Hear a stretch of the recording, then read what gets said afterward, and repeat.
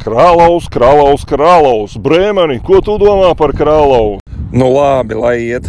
Sveicieni no Rīgas Dubais. Pirmkārt, aiz manis ir mūsu Rīgas būra, jeb saules akmens. Nu, un otrkārt, es domāju, visi ir aizmirsuši oriģinālo un īsto Latvijas kripto miljonāru. Tas viss jau Latvijā ir bijis. Bija mums puisis, kas solīja arī pirkt Lamborghini, un kādi mēs visi esam muļķi, negribam investēt kriptovalūtās un visos tajos fondos. Kurš atcerās?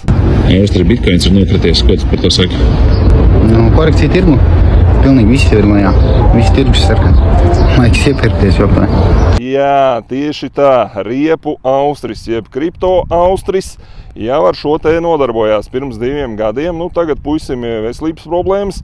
Starp citu, lūdzu naudu ziedojumiem, tāpēc visi, kas haipo šīs tēmas, uzskaitām pa 10 eiro Austrim. Es arī aizbraukšu mājās, uzskaitīšu. Te komentāros konts.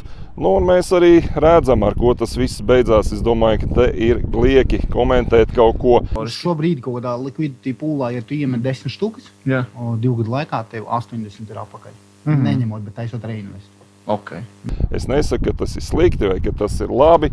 Pārasta piramīda. Nu, 90. gados mums bija Oriflame, pēc tam 2000. visādi Fitline, World Ventures, Korāļūdeni joprojām ir, un kā tur ir NL kompānijas, kur tīkla mārketings. Nu, sākumā jūs nopērkat produktiņu vai bitcoiniņu, nu, un pēc tam jums iestāsta, ka varat taču arī pelnīt.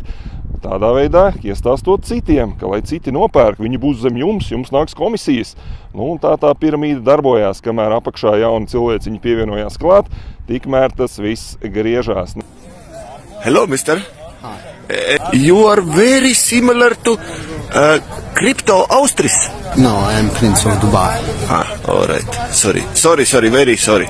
Nekas jauns, parasta piramīda. Vai Tomasam izdosies Latvijā te atrast tikpat spēcīgas oratorus kā viņš, kas būs gatavs zem viņa darboties un apvārdot šeit cilvēkus? Nezinu, šaubos, bet nu viena lieta šiem visiem ir kopīga. Ļoti labi oratori un runātāji. Īstā vieta viņiem būtu politikā, starp citu, kā reiz.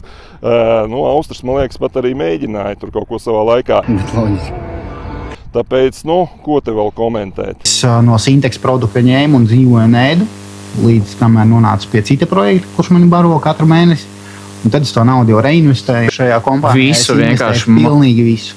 Es pat pārdevu vienu no saviem sprinter busēm, jo es viņam neredzēju pielietojumu. Un es Sintexā principā piedzinu 2 reizes lielāku peļņu nekā tad, ja viņi būtu devis uz īri, piemēram. Neņemot faktu, ja viņš, piemēram, vēl salūst vai vēl kaut kas. Bet tas ir diezgan laikam loģiski, jo ar busu uz mēnesi neaizbrauks, bet ar kripto gan. Nu, tas gan, jā.